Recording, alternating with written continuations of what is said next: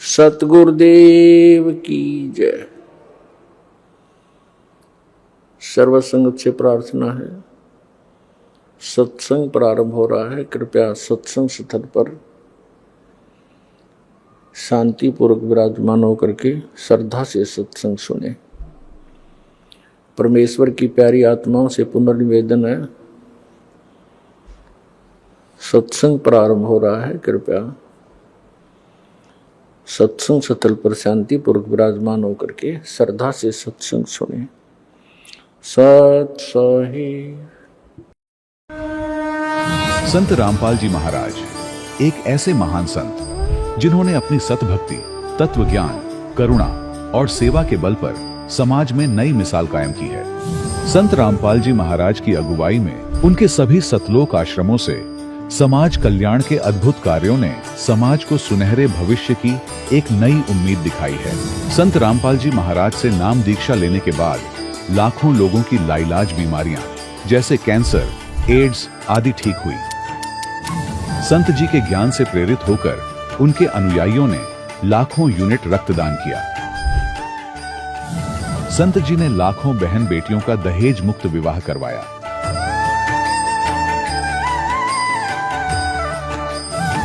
संत जी ने लाखों लोगों का नशा छुड़वाया, करोड़ों उजड़े परिवार बसे। संत जी के आश्रमों में समागम के दौरान निःशुल्क नेत्र चिकित्सा, दंत चिकित्सा प्रदान की जाती है। संत रामपाल जी महाराज द्वारा समय समय पर पर्यावरण संरक्षण के उद्देश्य से बड़े स्तर पर वृक्षारोपण किया जाता है। संत जी ने जरूरतमंदों को तत्काल राहत पहुंचाने के लिए एम्बुलेंस सेवा शुरू की। संत जी अपने अनुयायियों को देहदान के लिए प्रेरित करते हैं, जिससे मानवता की सेवा और चिकित्सा क्षेत्र में सुधार हो सके। संत रामपाल जी महाराज के सभी आश्रमों में हर रोज निःशुल्क भंडारा आयोजित किया जाता है, जहां हर वर्ग, हर जाति और हर धर्म के लोग एक साथ बैठकर भोजन करते हैं।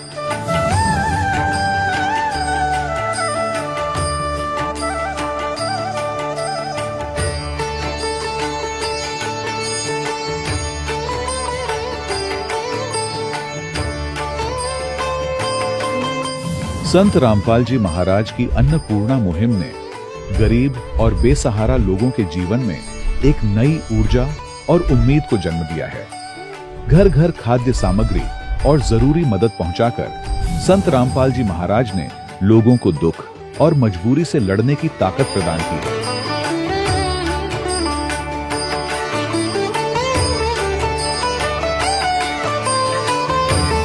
संत रामपाल जी महाराज द्वारा गरीब लोगों के लिए घर बनवाने का अद्भुत कार्य एक ऐसी मिसाल कायम कर रहा है जो सदियों सदियों संत जी की उदारता और दया भावना के तौर पर जाना जाएगा।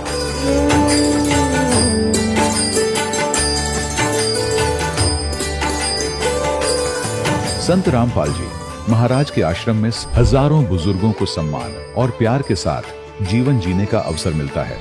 उनके खाने, रहने और स्वास्थ्य की पूरी जिम्मेदारी संत रामपाल जी महाराज उठाते हैं। अनाथ बच्चों के लिए संत रामपाल जी महाराज के सभी आश्रम किसी वरदान से कम नहीं। यहाँ उन्हें शिक्षा, संस्कार और भविष्य के लिए बेहतर अवसर प्रदान किए जाते हैं।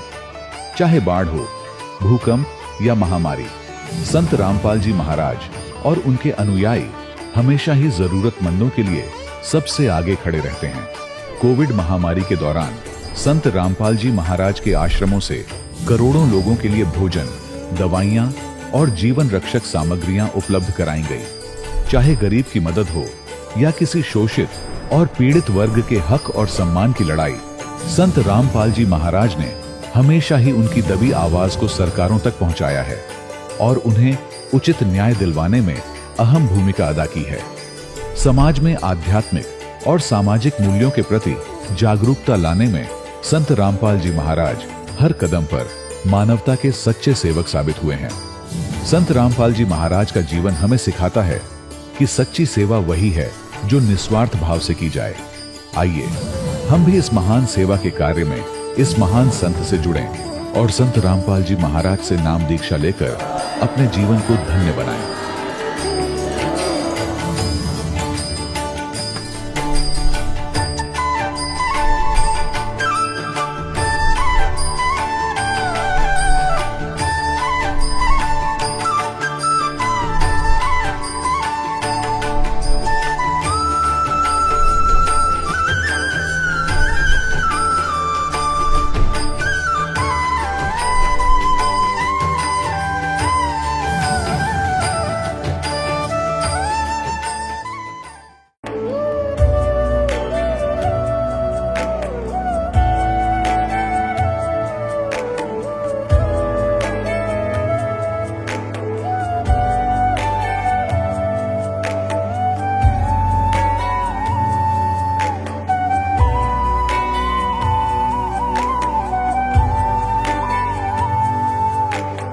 गीता 18 के श्लोक नंबर 62 में भगवान स्वयं कह रहे हैं कि अर्जुन उस परमेश्वर की शरण में जा जिसकी कृपा से परम शांति व शाश्वत स्थान अर्थात सतलोक को प्राप्त होगा। वो परमेश्वर कौन है, कहां है, कैसा है, जानने के लिए कृपया अवश्य सुनिए जगत गुरु तत्वदर्शी संत रामपाल जी महाराज के अमृत वचन। यूं तो हमारे देश में त्योहारों की एक लंबी फहरिस्त है और हर त्योहार के पीछे कोई न कोई कहानी, कोई न कोई मकसद जुड़ा होता है। लेकिन क्या आज उन मकसदों को भी जंग लग गया है? क्या त्योहार अब सिर्फ कैलेंडर पर लिखी एक तारीख बनकर रह गए हैं, जिनकी आत्मा कहीं खो गई है? आज हम बात करेंगे भारत के सबसे बड़े त्योहार दिवाली की। वही दिवाली जो हर साल कार्तिक मास की अमावस्या को मनाया जाता है। हम सब इस दिन सुख समृद्धि और रिद्धि सिद्धि के लिए माता लक्ष्मी और गणेश की पूजा करते हैं। पर सवाल यह है कि क्या यह समृद्धि अब सिर्फ बाजार के डिस्काउंट और ईएमआई स्कीम्स तक सिमट कर रह गई है? जिस पर्व का मकसद भीतर का अंधकार मिटाना था, वो अब दिखावे और कान फाड़ देने वाली आतिशबाजी के धुएं में क्यों गुम हो गया है? और ये सिलसिला सिर्फ दिवाली पर नहीं रुकता। इसके ठीक बाद आने वाले गोवर्धन पूजा और भाई दूज जैसे पर्व तक जारी रहता है। तो आज के इस स्पेशल एपिसोड में हम इन्हीं त्योहारों की खोई हुई आत्मा को टटोलने की कोशिश करेंगे और इनसे जुड़े कुछ बुनियादी सवालों के जवाब ढूंढेंगे। तो चलिए शुरू करते हैं पहले सवाल से। सवाल 1, आखिर हम दिवाली मनाते क्यों हैं? कहने को तो हर त्योहार किसी न किसी धार्मिक कथा से जुड़ा होता है। एक कहानी जो हमें बताई जाती है, सुनाई जाती है, ताकि हम उसे समझ सकें। दिवाली की जड़ें त्रेता युग में भगवान राम के अवतार से जुड़ती हैं। किस्सा यह है कि नारद जी के एक श्राप के कारण भगवान विष्णु को मनुष्य रूप में जन्म लेना पड़ा, जो कि अयोध्या के राजा दशरथ के बेटे श्री रामचंद्र रूप में जन्मे। वही श्री राम जिन्हें विवाह के फौरन बाद 14 साल का वनवास झेलना पड़ा। वही वनवास जहां रावण ने माता सीता का हरण किया। और फिर वही कार्तिक मास की अमावस्या की रात, जब रावण का अंत करके 14 साल का वनवास काटकर श्री राम अपनी पत्नी सीता के साथ अयोध्या लौटे। कहते हैं उस दिन अयोध्या वासियों ने घी के दिए जलाकर अमावस्या की रात को रोशन कर दिया था, जो कि एक राजा के लौटने की खुशी थी, अन्याय पर न्याय की जीत का उत्सव था। पर सवाल यह है कि उस उत्सव की आत्मा आज कहां है? उस घी के दिए की जगह ले ली है बारूद और कान फाड़ देने वाले शोर ने। हर साल हम इसी मौके पर करोड़ों अरबों का धुआं हवा में घोल देते हैं। वही वायु प्रदूषण जिसका रोना हम साल भर रोते हैं, दिवाली पर परंपरा का चोला ओढ़ लेता है। अस्पतालों में जले हुए बच्चों की लाइनें लगती हैं, कई अपनी आंखें गंवा देते हैं, न जाने कितने घरों में आग लग जाती है। 7 साल के बच्चे के हाथ में पटाखा फूट गया, जिससे उसके हाथ और आंख पर काफी गंभीर चोट आई। क्या हुआ, कैसे लगा?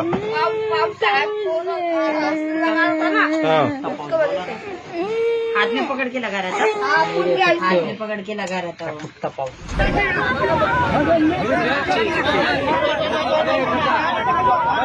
लगभग 1 घंटा हो गया। व्यवस्था जो है ना बहुत ही लचर फचर है, बिकॉज यहाँ पे जो है ना काफी ज्यादा। दिल्ली, पुणे, सागर, पटना, जालौन, सुपौल, किशनगंज, ये तमाम वो शहर हैं जहां दिवाली की रात कयामत की रात बनकर आई।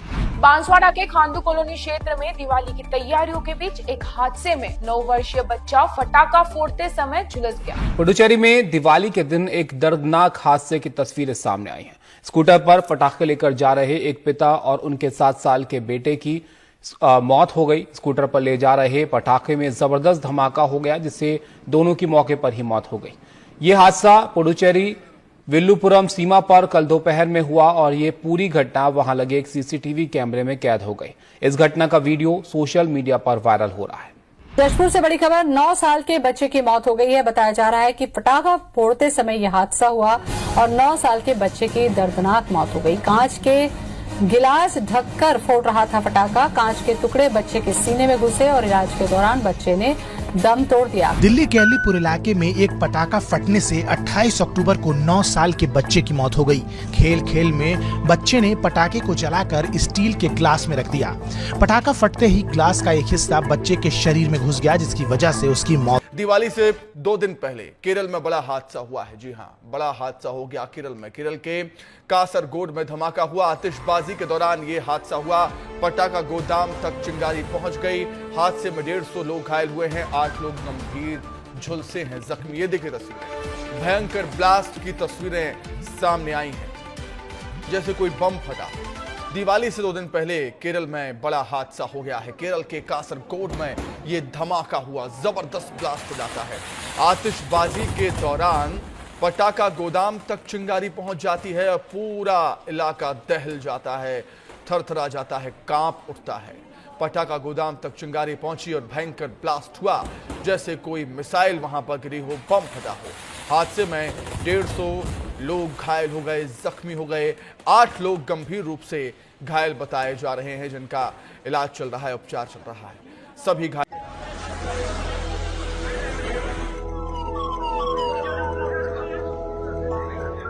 जैसलमेर में हुए बस हादसे ने एक परिवार की सारी खुशियां छीन ली। दिवाली की छुट्टी मनाने जा रहा परिवार इस हादसे में खत्म हो गया। मृतकों के शव इतनी पूरी तरह जल गए कि अब उनका डीएनए टेस्ट करना होगा। क्या है पूरी खबर, आइए जानते हैं विस्तार से। ये कहानी है महेंद्र मेघवाल, उनकी पत्नी और बच्चों की, जो दिवाली की छुट्टी मनाने घर जा रहे थे। लेकिन उन्हें क्या पता था कि ये उनकी आखिरी यात्रा होगी। कितनी खुशी के साथ पत्नी पार्वती के साथ वो दिवाली की प्लानिंग कर रहे थे, पर उस मनहूस बस ने सबकी खुशियां छीन ली। जैसलमेर से महेंद्र अपने घर के लिए निकले थे। घर पर उनकी मां अपने पोते पोतियों का इंतजार कर रही थी, लेकिन तभी रास्ते में अनहोनी हो गई। इस अनहोनी ने कई परिवारों की खुशियां छीन ली। दिवाली का त्योहार सबके लिए मातम में बदल गया। दर्शकों, एक तरफ हम समृद्धि की देवी को बुला रहे हैं और दूसरी तरफ अपनी ही हवा, अपनी ही सेहत और अपनी ही संपत्ति को आग लगा रहे हैं। यह कैसा त्योहार मनाना हुआ? संत रामपाल जी महाराज अपने सत्संगों में बताते हैं कि ऋग्वेद में साफ साफ ज्योति यज्ञ यानी देशी घी का दीपक जलाने से होने वाले हवन और उससे आत्मा की शुद्धि की बात की गई है। ऋग्वेद मंडल 9 सूक्त 86 मंत्र 10 में लिखा है कि परमात्मा अपने मूल स्थान में भिन्न भिन्न स्थानों पर भिन्न भिन्न रूप बनाकर विराजमान है। वह सर्व जीवों व देवताओं का उत्पत्ति करता है। उस परमेश्वर से लाभ प्राप्ति के लिए धार्मिक अनुष्ठानों को करना चाहिए। उनमें से एक ज्योति यज्ञ भी है, जिससे परमात्मा साधक को इस लोक का भी सुख देता है तथा परलोक प्राप्ति अर्थात पूर्ण मोक्ष रूपी अनमोल रत्न भी प्राप्त कराता है। तो क्या यह साफ नहीं है? हमारी दिवाली को दिखावे और बाजारवाद का कीड़ा खोखला कर रहा है। शास्त्रों में बताई गई असल दिवाली कहीं गुम हो गई है और उसकी जगह ले ली है इस बिगड़े हुए जानलेवा स्वरूप ने। लेकिन कहानी सिर्फ यहीं खत्म नहीं होती। अगर आपको लगता है कि इस त्योहार का खोखलापन सिर्फ आज के द्वार की देन है, तो आप गलत हैं। सच तो इससे भी ज्यादा कड़वा है। एक ऐसा सच जिसे बड़ी चालाकी से हमारी परंपरा की बहसों से गायब कर दिया गया है। तो हमारा दूसरा सवाल है, सवाल 2।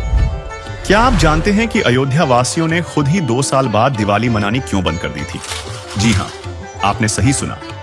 संत रामपाल जी महाराज बताते हैं कि इतिहास की परतों में यह सच दबा हुआ है कि जिस दिवाली को आज हम सबसे बड़ा त्योहार मानकर मनाते हैं, उसे खुद अयोध्या में सिर्फ 2 बार मनाया गया। क्यों? क्योंकि 2 साल बाद ही एक धोबी के ताने पर उसी श्री राम ने अपनी गर्भवती पत्नी माता सीता को घर से निकाल दिया था। इस घटना ने अयोध्या को इतना झकझोर दिया कि उन्होंने उस दिन के बाद दिए जलाना ही बंद कर दिया। सोचिए प्रजा के मन में क्या बीती होगी कि जिस महारानी की वापसी पर हमने जश्न मनाया, आज वही अन्याय का शिकार हो रही है। जिस देवी के लिए रावण का साम्राज्य मिटा दिया गया, उसे फिर से वन वन भटकने के लिए छोड़ दिया गया। दिए तो खुशी का प्रतीक थे, पर जब राजा और रानी ही अलग हो गए, जब न्याय पर ही सवाल उठ गया, तो वो खुशी कहां बची? न राजा के लिए न प्रजा के लिए। और उसी दिन से दिवाली का पर्व बंद हो गया था। आज सदियों बाद जो हम कर रहे हैं, वो बस उन शुरुआती 2 सालों की एक अंधी नकल है। और सबसे बड़ी बात तो यह है कि हमारे पवित्र शास्त्रों में ऐसे किसी भी त्योहार का कोई प्रमाण नहीं है। फिर भी हम इसे मना रहे हैं। यह एक और उदाहरण है कि कैसे हम बिना सोचे समझे, बिना सवाल किए बस लकीर पीट रहे हैं। और ऐसे मनमाने त्योहारों से लोगों को कोई आत्मिक लाभ नहीं हो सकता, क्योंकि गीता अध्याय 16 श्लोक 23 स्पष्ट करता है कि शास्त्र विरुद्ध क्रियाओं से कोई सुख की प्राप्ति नहीं होती। इसी विषय में अब सुनिए संत रामपाल जी महाराज का सत्संग। एक जैसे त्योहार आते हैं, कोई बात हुई, वो व्यर्थ के खर्चे, ये त्योहार मनाते हैं दिवाली का, दीपावली, ये किस लिए मनाते हैं कि भगवान श्री राम सीता जी को लेकर घर लौटे थे। और फिर चलो पहले तो देसी घी के दीप जलाए जाते थे, हवन हो जाता था, वो भी बढ़िया बात थी। लेकिन एक दिन हवन कर देने से बात नहीं बनती। अपना रोज लगावे घी की दीप है, रोज हवन करे वो। और जब सीता जी को घर से निकाला, फिर भी मनाओ तुम उसने, फिर भी दिवाली मना रहे हो। सीता तो घर से निकाल दी गई थी जिसके आने की खुशी में, और वो दीप जलाए गए थे, और फिर वह निकाल दी करते। वो तो दुखी हुई, वहाँ जंगल में टाइम पास करा बेचारी ने सह परिवार। और श्री राम घर पे, परिवार उसका जंगल में, चाहे राजा के कुछ भी बना रहो, एक छोटे से नगर का राजा, अयोध्या का राजा था, चाहे राष्ट्रपति बने जाए पूरी पृथ्वी का, जिसका परिवार कहीं रहा कहीं वो जीव सुखी हो सकता है, और फिर भी दिवाली बनावें और दीप जलावें। तो इस तरह की जो क्रियाएं हैं ये परंपरा है, सूझबूझ का कार्य नहीं है। फिर बम छोड़ते हैं त्योहार के दिन, तरह कितना प्रदूषण फैलाते हैं, आग लग जाती है। तो यह परंपरा बनाई तो बच्चे आकर्षित हुए, इसको समाप्त करेंगे धीरे धीरे। और क्या की खुशी, एक भगत कह रहा था, बोला जी नाम लेने के बाद ज्ञान हुआ हमें, और पहली बार त्योहार मनाया हमने अपना। हमने 10 वर्ष हो गए ना दिवाली मना ली, ना तीज त्योहार मनाए, और ना होली मनाई। कारण क्या रहा कि हमारा परिवार है, 5-6 भाई हैं, मेरे दादा है, उसमें किसी का कोई मृत्यु हो जाती है, कभी हमारे घर में हो जाती है। पिछली बार मेरी बहन विधवा होगी, सारा 1 साल तो फिर मनाना ही नहीं कुछ भी, 1 वर्ष पूरा नहीं हुआ इतना दूसरी घटना घट लेती है। और 10 वर्ष हो गया हमने कोई त्योहार मना के नहीं देखा। फिर कहाँ गई वो दीपावली। और परमात्मा कहते हैं इसे गंदे लोक में, जैसे नानक साहब जी से कहा था कि आप यहाँ खुशी नजर नहीं आते, मायूस बने रहते हो। तब नानक साहब जी ने कहा था, ना जाने काल की कर डारे, किसी भी ढल जा पासावे, अर्जी नाते सरते मौत खुड़क दी, उन्होंने के डांसावे। दिवाली के उपलक्ष्य में माता लक्ष्मी जी की भी पूजा की जाती है।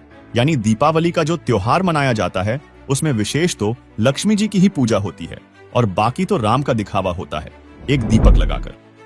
दर्शकों, श्री रामचंद्र जी श्री विष्णु जी ही थे, और माता सीता जी स्वयं माता लक्ष्मी जी ही थी।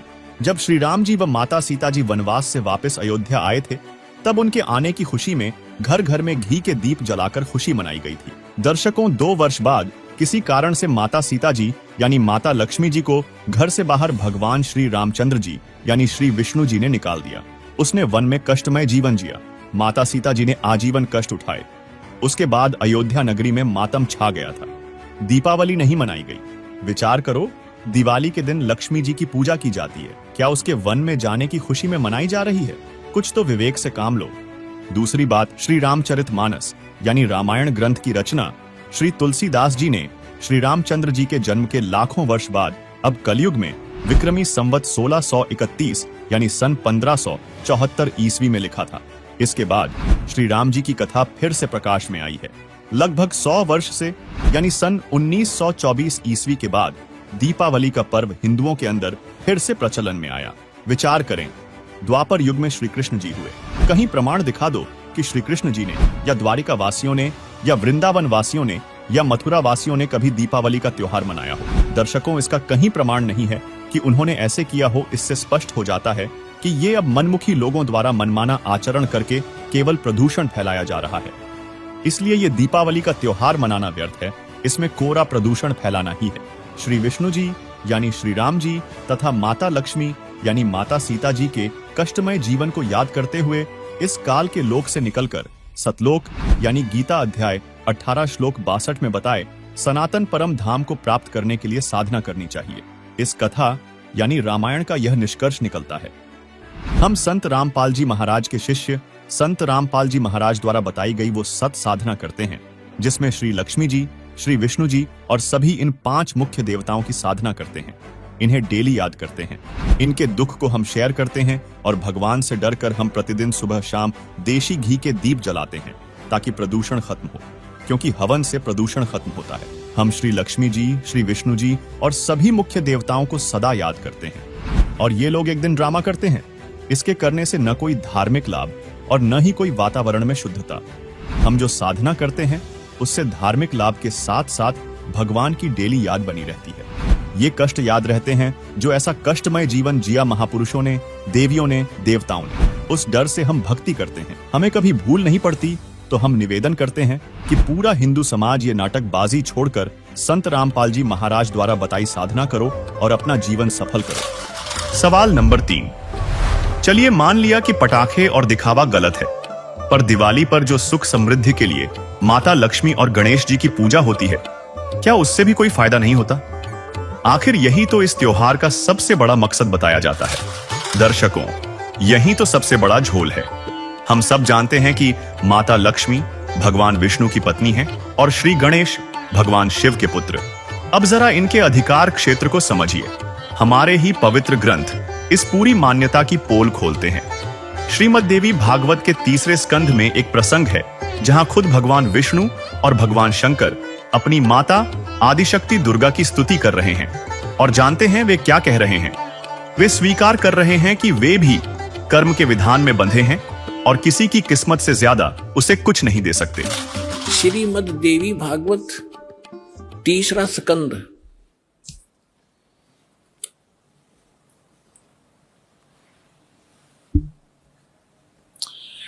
ये गीता प्रेस गोरखपुर से प्रकाशित है। ये देखिएगा, इसके ये सचित्र मोटा टाइप, केवल हिंदी। संपादक हनुमान प्रसाद पोदार, चिमनलाल गोस्वामी। और ये यहां से प्रकाशित है, मुद्रित और प्रकाशित। ये गीता प्रेस गोरखपुर से है। गीता भवन कार्यालय कोलकाता का संस्थान, गीता प्रेस गोरखपुर। इसके 123 पृष्ठ पर ले चलते हैं आपको। बिल्कुल 2 मिनट में सारी कहानी समझ में आ जाएगी। 123 पृष्ठ पे ये 3 स्कंद। भगवान विष्णु अपनी माता दुर्गा की महिमा स्तुति करते हुए, उनकी स्तुति करते हुए बोल रहे हैं, तुम शुद्ध स्वरूपा हो, यह सारा संसार तुम से उद्भासित हो रहा है। मैं ब्रह्मा और शंकर, हम सभी तुम्हारी कृपा से विद्यमान हैं। हमारा आविर्भाव माने जन्म, तिरोभाव माने मृत्यु। हमारा तो जन्म और मृत्यु हुआ करता है। केवल तुम ही नित्य हो, जगत जननी हो, प्रकृति और सनातनी देवी हो। ये प्रकृति शब्द याद रखना कि दुर्गा को प्रकृति भी कहते हैं। जिस समय दास आपको श्रीमद् भगवत गीता में यह सिद्ध करेगा कि ब्रह्मा विष्णु महेश की उत्पत्ति दुर्गा से हुई है और गीता में वर्णित है, उस समय प्रकृति शब्द आपका काम आओगा कि प्रकृति दुर्गा को कहते हैं। गीता के अंदर 2 प्रकृति बताई है। एक तो जड़, जैसे ये अग्नि वायु हवा आदि, और एक चेतन ये दुर्गा प्रकृति है। तो इसलिए कहते हैं तुम आप ही प्रकृति हो। और फिर भगवान शंकर क्या कहते हैं देखिएगा। भगवान शंकर बोले, देवी यदि महाभाग विष्णु तुम्ही से प्रकट हुए हैं, उनके बाद उत्पन्न होने वाले ब्रह्मा भी तुम्हारे बालक हुए, फिर मैं तमोगुणी लीला करने वाला, क्या मैं तमोगुणी लीला करने वाला शंकर क्या तुम्हारी संतान नहीं हुआ? अर्थात मुझे भी उत्पन्न करने वाली तुम ही हो शिवे। संपूर्ण संसार की सृष्टि करने में तुम बड़ी चतुर हो। इस संसार की सृष्टि, स्थिति और संहार में तुम्हारे गुण सदा समर्थ हैं। उन्हीं तीनों गुणों से उत्पन्न हम ब्रह्मा विष्णु एवं शंकर नियमानुसार कार्य में तत्पर रहते हैं। अपनात्माओं, इस पवित्र पुराण के चंद पंक्तियों ने 4-5 कंसेप्ट क्लियर कर दिए। नंबर 1, ब्रह्मा विष्णु महेश की जन्म मृत्यु होती है, ये अविनाशी नहीं है। दूसरा ये कर दिया कि दुर्गा प्रकृति को कहते हैं। तीसरा ये हो गया कि प्रकृति दुर्गा इनकी मां है। और चौथा ये हो गया कि रजगुण ब्रह्मा है, सतगुण विष्णु, तमगुण शिव जी।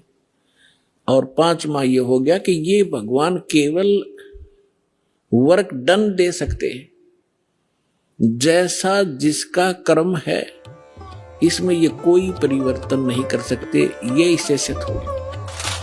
अब आप खुद सोचिए, ये तो वही बात हो गई कि मिनिस्ट्री में बैठे बड़े अफसर खुद कह रहे हैं कि उनके हाथ में कुछ नहीं है, सब ऊपर से तय होता है।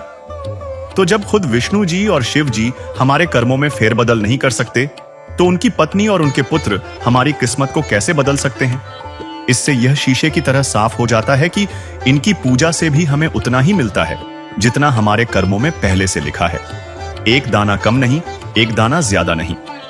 लेकिन हमारे ही सदग्रंथों में एक ऐसी परम शक्ति का भी वर्णन है, एक ऐसे सुप्रीम अथॉरिटी का जिक्र है जो कर्म के इस विधान को भी बदल सकता है, जो हमें किस्मत से भी ज्यादा दे सकता है। इसीलिए उसे बंदी छोड़ और पाप नाशक कहा गया है। वो कौन है? अब सुनिए संत रामपाल जी महाराज का अनमोल सत्संग। तो हमने अभी तक न तो सत्यनारायण का ज्ञान था और न ही सतलोक का।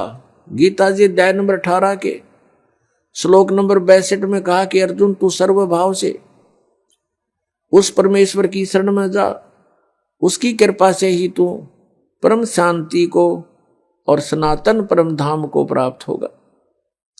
उसी परमेश्वर की कृपा से सनातन परम धाम और परम शांति। जब तक जन्म मृत्यु है जीव को शांति नहीं हो सकती, क्योंकि इस पृथ्वी पर आप किसी भी जीव को देख लो, किसी को भी चैन नहीं है। हम राजा लोगों को ये समझते थे ये बड़े सुखी हैं, इन जैसा दुखी धरती पर इंसान नहीं, ये सत्कर मान लें। अब इनके बस की बात नहीं, ये राज ना करें क्योंकि इनके भाग में लिख रखे है, इसकी इनकी किस्मत है, पिछले पुण्य है। उन पुण्यों के प्रतिफल में उनको ये समस्या मिली हुई है। देखो, एक छोटे से परिवार का एक मुखिया होता है जिसमें 5-7 सदस्य होते हैं। उनकी व्यवस्था में वो कितना दुखी रहता है। किसी कोई बीमार हो गया, किसी के कपड़े लेने हैं, किसी की फीस भरनी है, फिर विवाह के योग्य हो गए, विवाह ना हुआ तो चिंता होगी, तो फिर आगे मनमाने और समस्या, पुत्र ना हुए उनका तो समस्या। तो कहने का भाव यह है, वो एक ही छोटे से परिवार के पोषण में रात को भी सपने में भी दुखी रहता है।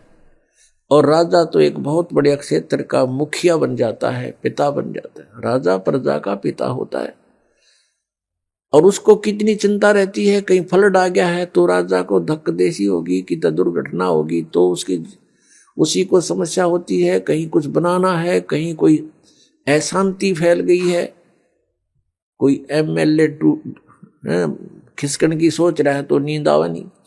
तो यहां कहते हैं परमात्मा कि यहां शांति नहीं किसी प्राणी को। राजा लोग, निर्धन तो सोचता है धनवान सुखी, धनवान सोचते हैं कि राजा सुखी। राजा सोचता है कि भाई स्वर्ग में बताओ सुख तो वहां होगा। ये सत्कर मान लेना आप। इन राजा लोगों को सुख नाम की चीज नहीं है, सपने में भी नहीं सुख इनको। और फिर ये सोचते हैं स्वर्ग में सुख है। जिन बकवादों को हम सुख मानते हैं वो सुख नहीं है। परमात्मा कहते हैं झूठे सुख को सुख कहे ये मान रहा मनमोद, ये सकल जबीना काल का कुछ मुख में कुछ कोद। बेटा जाया खुशी हुई बहुत बजाए थाल, ये तो आना जाना लगा हुआ है जो कीड़ी का नाड़।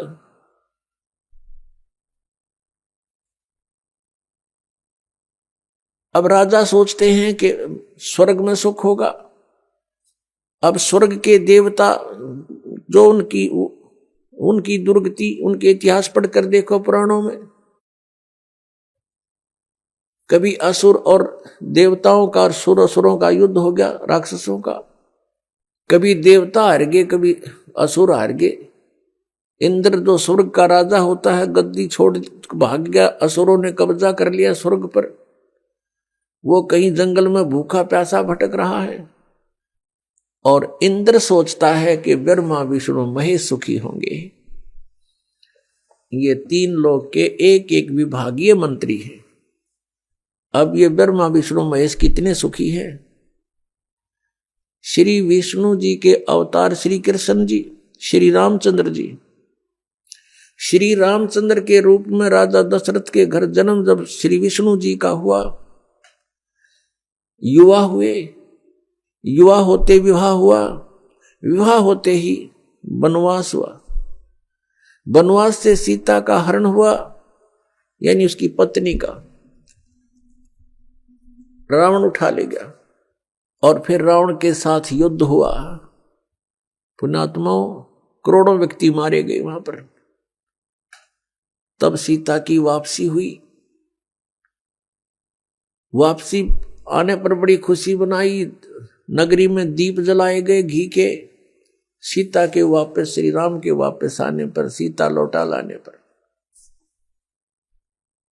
और कुछ दिनों के बाद सीता जी का निष्कासन कर दिया श्री रामचंद्र जी ने स्वयं ही। किस बात पर के एक धोबी ने व्यंग कस दिया, वो अपनी पत्नी को धमका रहा था रात्रि के समय। वो किसी उस आपस में कहा सुनी होने से उस धोबी की पत्नी घर से बाहर चली गई थी कहीं अपने रिश्तेदारी में। फिर वो वापस लेकर आया तो उसको धमका रहा था कि मैं तुझे घर नहीं रखूंगा, तू 3 दिन कहां रही, मैं दशरथ के पुत्र जैसा नहीं हूं जो वहां पर 12 वर्ष तक रावण के पास रही, उसको फिर घर ले आया। उधर से श्री रामचंद्र जी राजा थे अयोध्या के। पहले राजा लोग अपनी प्रजा के दुख सुखों को स्वयं ही जाना करते थे, रात्रि के अंदर वेश बदल कर घूमा करते थे। ये बात जब देखा कि किस घर में क्या आवाज आ रही है, वहां खड़ा होकर सुना, तब उसने सुनने को मिला कि मैं उस राजा दशरथ के पुत्र रामचंद्र जैसा नहीं हूं जो रावण के पास उसकी पत्नी रही और उसको घर में रखे हुए है, तो सुबह निकल जाना यहां से। इस बात को सुनकर ही श्री रामचंद्र जी ने सीता जी को निष्कासित कर दिया, निकाल दिया घर से, कि नगरी के लोग मेरे ऊपर व्यंग कस रहे हैं और मैं ये बात नहीं सुन सकता। पुण्यात्माओं, जब सीता जी को रामचंद्र जी लाने लगे, रावण का वध करके लंका का राज्य विभीषण को देकर, तब श्री रामचंद्र जी ने कहा था कि मैं तेरी परीक्षा लूंगा और यदि परीक्षा में सफल होगी तो मैं ले चलूंगा, नहीं तो नहीं ले चलूंगा।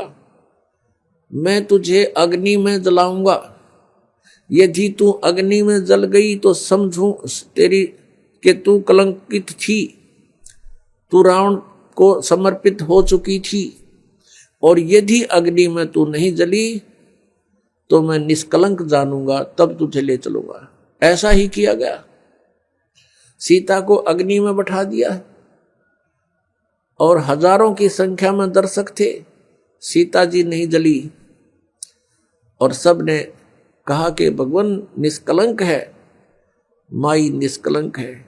और इतनी कठोर परीक्षा लेकर के वापस अपने घर लाया था, और फिर एक व्यक्ति के कहने से श्री रामचंद्र जी ने उसको निकाल दिया, अपनी पत्नी को। तो कहां गई वो उसका अपना जजमेंट?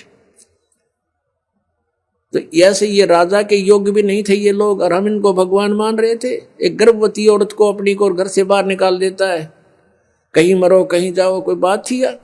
फिर परीक्षा लेने की क्या जरूरत थी? और क्यों इतनी दुनिया मरवाई, फिर छोड़ देता रहे, रावण के पास ही रहती हो। पुण्यात्माओं, यहां का राजा काल भगवान है और ये नहीं चाहता कि यहां के प्राणियों को परमात्मा का पता लग जाए, जिस कारण से इसने इनको भगवान सिद्ध करवा रखा था अपने नकली दूतों के माध्यम से। और फिर क्या होता है लास्ट में, श्री रामचंद्र जी ने अश्वमेघ यज्ञ घोड़ा छोड़ दिया कि पूरी पृथ्वी पर शासन प्राप्त करने के लिए कि इस घोड़े को जो पकड़ेगा वो युद्ध करे मेरे साथ। वो घोड़ा उन्हीं के पुत्रों ने, जो सीता जी ने बाहर जाके जन्म दिया था ऋषि वाल्मीकि की कुटिया में, एक पुत्र गर्भ में था, दूसरा फिर वाल्मीकि जी की मिसअंडरस्टैंडिंग के कारण एक घास से, यानी कुसा से, या घास होती है डाब, इससे एक लड़का बनाया था। ये अलग कहानी है, फिर बताएंगे। तो लव और कुश नाम से प्रसिद्ध हुए। लव तो सीता के गर्भ से जन्म हुआ था और कुश को वाल्मीकि जी ने अपनी भक्ति शक्ति से उसको बनाया था। लव और कुश युवा थे, उन्होंने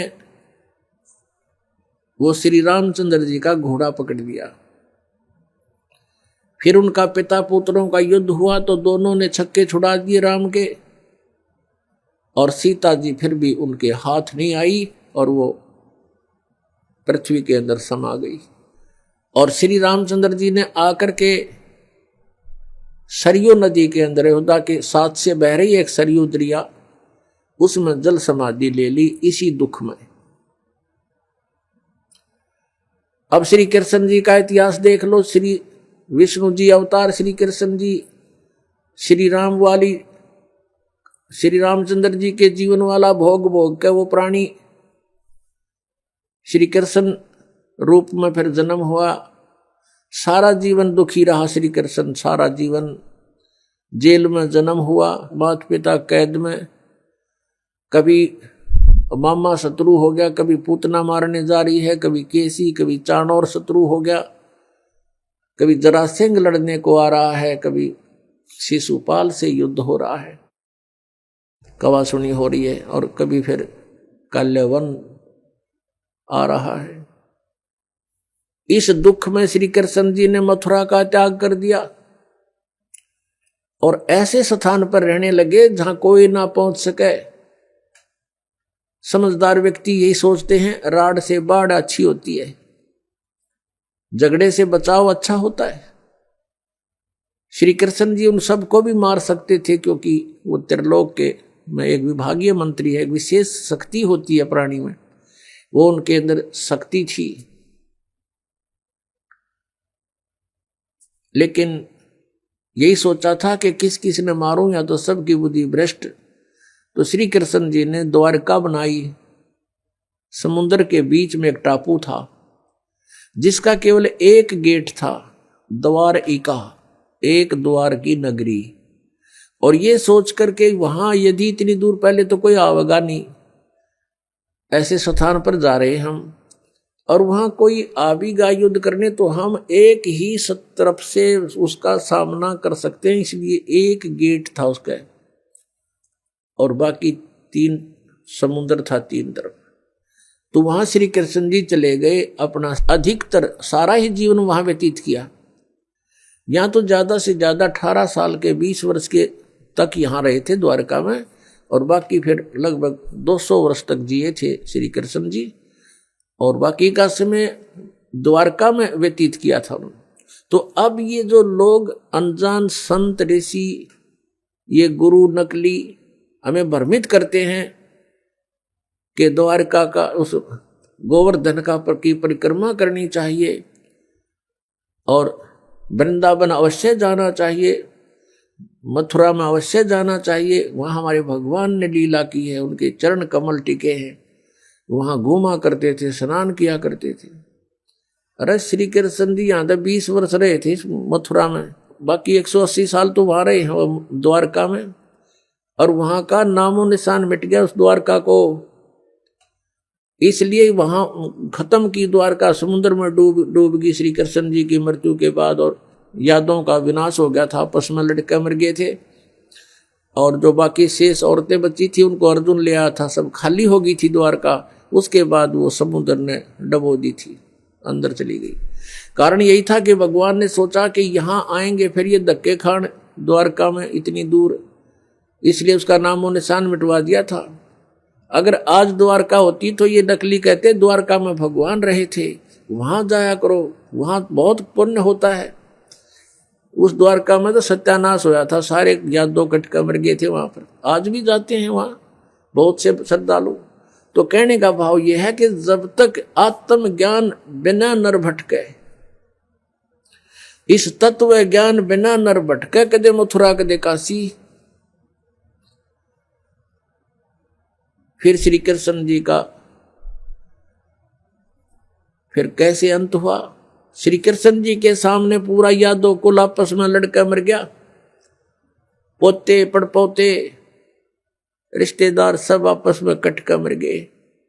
और वो सारा सांग देख कर, वो सारा अनर्थ देख कर जब श्री कृष्ण जी की मृत्यु हुई, एक परिवार के सामने एक आधे की मृत्यु हो जाती है, उसका कलेजा फट जाता है, रो रो के पागल हो जाता है इंसान। तो पुण्यात्माओं, आज तक हमें सत्यनारायण कथा नहीं मिली थी, और ये सत्य कथा है। सत्यनारायण का अर्थ है सच्चा भगवान, और सच्चे भगवान की सच्ची कहानी, सच्ची कथाएं। तो प्रसंग चल रहा है कि परमात्मा ने बताया कि तुम जब तक जन्म और मृत्यु के अंदर हो, सुख नहीं हो सकता, शांति नहीं हो सकती। अब इंद्र सोचता है ब्रह्मा विष्णु महेश सुखी होंगे। अब इन ब्रह्मा विष्णु महेश की आप देख रहे हो, श्री राम की, श्री विष्णु जी की, श्री कृष्ण जी की कैसे दुर्गति हुई। श्री कृष्ण यानी ब्रह्मा विष्णु महेश सोचते हैं कि परमात्मा कोई और है, हम सुखी नहीं है। अब प्रसंग चल रहा है कि सत्यनारायण कथा जो है, सत्यनारायण का अर्थ है अविनाशी परमात्मा। ब्रह्मा विष्णु महेश ये सत्यनारायण नहीं है। श्री विष्णु जी को हम सत्यनारायण जानकर किसकी कथा सुना और सुनाया करते थे, सुनते और सुनाते थे। आपको दिखाते हैं कि श्री ब्रह्मा जी, श्री विष्णु जी, श्री शिव जी ये सत्यनारायण नहीं थे, अविनाशी भगवान नहीं थे, ये नाशवान थे, इनकी जन्म मृत्यु होती थी। एक झलक दिखाएंगे आपको, समझदार को संकेत बहुत होता है। देखिएगा श्रीमद् देवी भागवत, श्रीमद् देवी भागवत गीता प्रेस गोरखपुर से प्रकाशित है। इसके संपादक हैं हनुमान प्रसाद पोदार, चिमन लाल गोस्वामी। ये कहाँ से मुद्रित है? प्रकाशक एवं मुद्रक हैं गीता प्रेस गोरखपुर, गोविंद भवन कार्यालय कोलकाता का संस्थान। इसका एक थोड़ी सी झलक दिखाते हैं। 123 पृष्ठ, तीसरा स्कंध, 123 पृष्ठ है ये तीसरा स्कंध। भगवान विष्णु, श्री विष्णु जी अपनी माता दुर्गा की स्तुति करते हुए बता रहे हैं, तुम शुद्ध स्वरूपा हो, ये सारा संसार तुम इसे उद्भासित हो रहा है। मैं ब्रह्मा और शंकर हम सभी तुम्हारी कृपा से विद्यमान हैं। हमारा आविर्भाव और तिरोभाव हुआ करता है। आविर्भाव माने जन्म और तिरोभाव माने मृत्यु। हमारा तो जन्म और मृत्यु हुआ करता है। केवल तुम ही नित्य हो, जगत जननी हो, प्रकृति और सनातनी देवी हो। ये प्रकृति दुर्गा को कहते हैं, ये भी ध्यान रखना, ये गीता जी में काम आओगा आपका। भगवान शंकर बोले, देवी यदि महाभाग विष्णु तुम्ही से प्रकट हुए हैं तो उनके बाद उत्पन्न होने वाले ब्रह्मा भी तुम्हारे बालक हुए। फिर मैं तमोगुणी लीला करने वाला शंकर क्या तुम्हारी संतान नहीं हुआ? अर्थात मुझे भी उत्पन्न करने वाली तुम ही हो। ये स्पष्ट हो गया। शंकर भगवान कहता है कि मैं जब ब्रह्मा भी आपसे उत्पन्न हुआ तो उसके बाद मेरी उत्पत्ति हुई, क्या मैं आपका बच्चा नहीं हुआ? मुझे भी उत्पन्न करने वाली तुम ही हो। शिवे, संपूर्ण संसार की सृष्टि करने में तुम बड़ी चतुर हो। ये शिवे उसी को बोलते हैं, दुर्गा को। इस संसार की सृष्टि, स्थिति और संहार में तुम्हारे गुण सदा समर्थ हैं। उन्हीं तीनों गुणों से उत्पन्न हम, यानी ब्रह्मा, विष्णु एवं शंकर, रजगुण ब्रह्मा, सतगुण विष्णु, तमगुण शिव जी, शंकर भगवान नियमानुसार कार्य में तत्पर रहते हैं। अब इस पवित्र पुराण ने, इस श्रीमद् देवी भागवत पवित्र पुराण ने 4 कंसेप्ट क्लियर कर दिए। एक तो ये कि ब्रह्मा विष्णु महेश नासवान है, इनकी जन्म मृत्यु होती है, ये सत्यनारायण नहीं है। और दूसरा ये हो गया कि दुर्गा इनकी माता है तीनों की। तीसरा ये हो गया कि रजगुण ब्रह्मा, सतगुण विष्णु, तमगुण शिव जी। और चौथा कंसेप्ट ये क्लियर हो गया कि ये केवल नियमित कार्य ही कर सकते हैं, यानी जिसके भाग्य में जो कुछ लिखा है उतना ही दे सकते हैं। दुख है तो दुख ही देंगे, ये उसमें परिवर्तन नहीं कर पाओगे। और सुख है आपके भाग्य में तो उसको भी यदि आप इनकी भक्ति करते हो तो निर्बाध दिला देंगे। लेकिन ये कर्म, आपके कर्म में दुख है तो उसको परिवर्तन नहीं कर सकते। ये किसी भी प्रकार के पाप कर्म दंड का नाश नहीं कर सकते, ना संचित कर्म को नाश कर सकते और न ही ये प्रारब्ध के कर्म का नाश कर सकते। और संचित जो हम कर रहे हैं, जो क्रियावान है, ये भी उसको नहीं बदल सकते। जैसे महाभारत का युद्ध हुआ, श्री कृष्ण जी ने बहुत कोशिश की, यानी विष्णु जी ने, कि ये युद्ध ना हो। उनकी 100 प्रयत्न करने पर भी युद्ध होकर ही रहा। तो जो क्रियावान कर्म थे वह भी ना बचे, उनको भी नहीं चेंज कर सके। कितना अनर्थ हुआ, करोड़ों व्यक्ति मारे गए। वो सारा पाप पांडवों के सिर पर रखा गया। और प्रारब्ध के कर्म को ये अपना भी नहीं काट सकते। प्रारब्ध तो दूसरों का नहीं कैसे काटेंगे। जैसे श्री राम रूप में श्री रामचंद्र जी ने सुग्रीव के भाई बाली को मारा था, धोखा देकर वृक्ष की ओट लेकर तीर मारा था। उसका भी बदला देना पड़ा, वो भी कर्म दंड भोगना पड़ा। उसके प्रारब्ध में लिखा गया वो कर्म श्री कृष्ण रूप में। जो बाली वाली आत्मा थी वो तो एक शिकारी बना और श्री राम वाली आत्मा श्री कृष्ण बने। और श्री कृष्ण जी का वध विषाक्त तीर, यानी जहर से बुझे हुए तीर मारकर उस एक शिकारी ने उनका वध किया। तो उनका अपना भी कर्म भोगना पड़ा उन भगवानों को, जिनकी हम गुण गाया करते थे, जिनको सर्वशक्तिमान बताया करते थे, तो वो भी सर्वशक्तिमान नहीं पाए। ये अविनाशी भी नहीं पाए, क्योंकि इनकी जन्म मृत्यु होती है। इनके पिता कौन है? इनके पिता काल रूपी ब्रह्म है।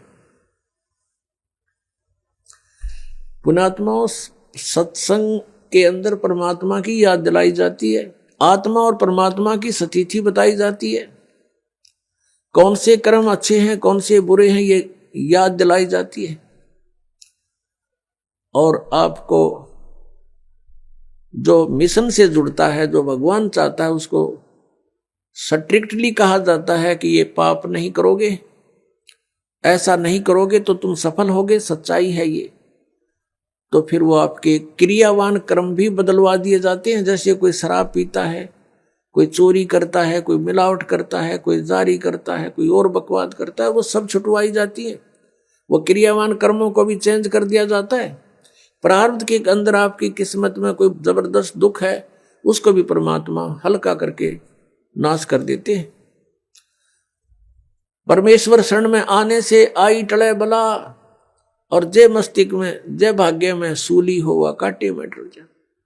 यदि आपके भाग्य में कहीं मृत्यु दंड लिखा हो, कहते कांटा लाग के, मनमाने ठोकर लाग के, अंगूठा फूट के जीवन बच जा, इतना हल्का करके परमात्मा वो कबीर परमेश्वर आपके प्रारब्ध में लिखे हुए पाप कर्म का विनाश कर देते हैं, और संचित जो कर्म आपके वहां रखे हैं डिपॉजिट, उसका भी नाश कर देते हैं। तो चलिए अब हम अपने पवित्र वेदों में ही देखते हैं कि परमात्मा पाप नाश कर सकता है या नहीं। देखिए यजुर्वेद अध्याय 8 मंत्र 13। दर्शकों, यजुर्वेद अध्याय 8 मंत्र 13 में 6 बार लिखा है कि परमात्मा साधक के घोर पाप का भी नाश कर सकता है।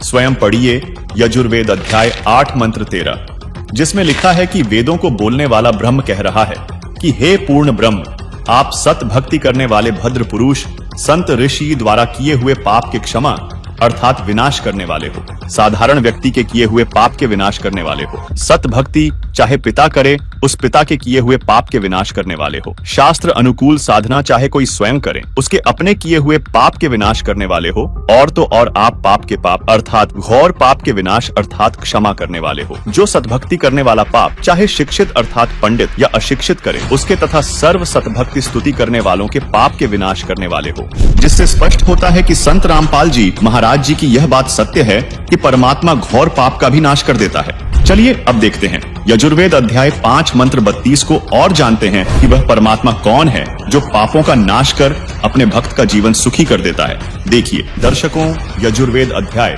5 मंत्र 32 में लिखा है कि जो पूर्ण शांतिदायक है वह पाप का शत्रु अर्थात पाप विनाशक कबीर है। 2 स्थानों पर वास करता हुआ दुखदायी काल लोक में रहने वालों के कर्म बंधन का शत्रु अर्थात बंदी छोड़ रक्षा के लिए तुरंत आने वाला है। पवित्र करने वाला वायु के तुल्य है। सभा में अर्थात ओंकार ब्रह्म के 21 ब्रह्मंडों यानी ब्रह्म, ब्रह्मा, विष्णु, शिव तथा देवी देवताओं आदि की सभा है में जैसे चूहों की सभा में बिलाव की तरह शक्तिशाली राजाधिराज अर्थात कुल मालिक है। सर्व ऊर्जा स्रोत परमेश्वर वायु अर्थात प्रत्येक जीव का प्राणाधार है। आकाश के गुण शब्द रूप में अविनाशी है। जगत को त्यागने वाला अंतर्यामी जाना माना अर्थात सर्वविदित है। हवन में आहुति दिए घी का जैसे प्रारूप बदल जाता है अर्थात अधिक लाभदायक हो जाता है, ऐसे भक्ति से भक्त के गुण बदलने वाला स्वयं प्रकाशित सतलोक में रहने वाला है। भावार्थ है कि जो पूर्ण शांतिदायक है वह पाप नाशक परमेश्वर कबीरदेव यानी कबीर साहिब है। वह कर्मों के बंधन में बंधे हुओं के बंधन काटने वाला अर्थात बंदी छोड़ है, जो स्वयं प्रकाशित सतलोक में रहता है। यजुर्वेद के उपरोक्त मंत्र से सिद्ध होता है कि वास्तव में कबीर परमात्मा घोर पाप का भी नाश कर देता, जिससे हम सुखी होकर भक्ति कर सकते हैं। और इससे यह भी स्पष्ट होता है कि संत रामपाल जी महाराज द्वारा बताया जा रहा ज्ञान सत्य है। तो चलिए अब जानते हैं कि हमारे पाप कर्म कैसे समाप्त होंगे। दर्शकों, हम सभी जानते हैं तथा हमारे ये नकली धर्मगुरु व कथावाचक भी बताते हैं कि इस लोक यानी काल ब्रह्म के 21 ब्रह्मांडों का अटल विधान है कि जब तक हमारे संचित पाप कर्म समाप्त नहीं हो जाते तब तक प्राणी को अपने प्रत्येक कर्म का दंड स्वर्ग नरक तथा 84 लाख योनियों में भोगना पड़ता है। यानी जो व्यक्ति जैसा कर्म करेगा वैसा फल भोगना पड़ेगा।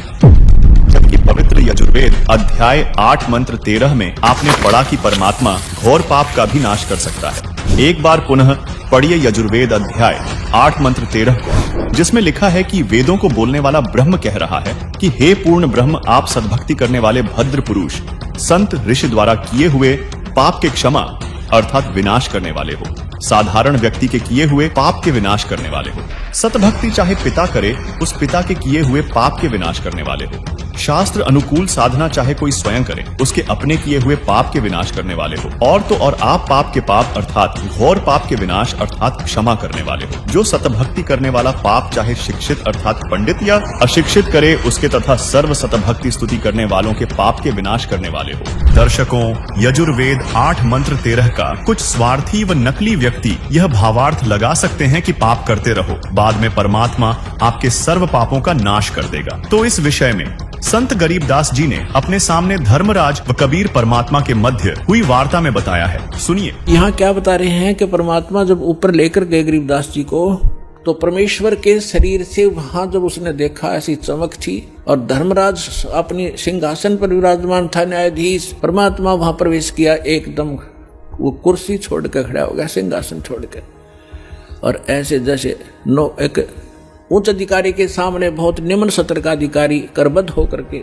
सावधान हो जाता है और वो डांट लगाता है, उच्च अधिकारी छोटे अधिकारी को अपना आदेश देता है अपनी लैंग्वेज में, और वो सब स्वीकार्य करता है, जो एक शिष्टाचार होता है। तो क्या कहते हैं, धर्मराज दरबार में देई कबीर तलाक, मेरे भूले चूके हंस को तू पकड़िए मत कजाक। जिस धर्मराज के सामने ब्रह्मा विष्णु महेश की हिम्मत नहीं जाके को अपशब्द बोल दे, ये तो आप यही देख लो, अपने चीफ जस्टिस के सामने प्रधानमंत्री की हिम्मत नहीं उसको जाके कुछ, वहां प्रधानमंत्री के सामने भी सिंहासन नहीं छोड़ेगा चीफ जस्टिस। हाँ, राष्ट्रपति जब जाएगा उसने पद छोड़ना पड़ेगा राष्ट्रपति के लिए, हमारे राष्ट्रपति इतने सर्वमान्य होते।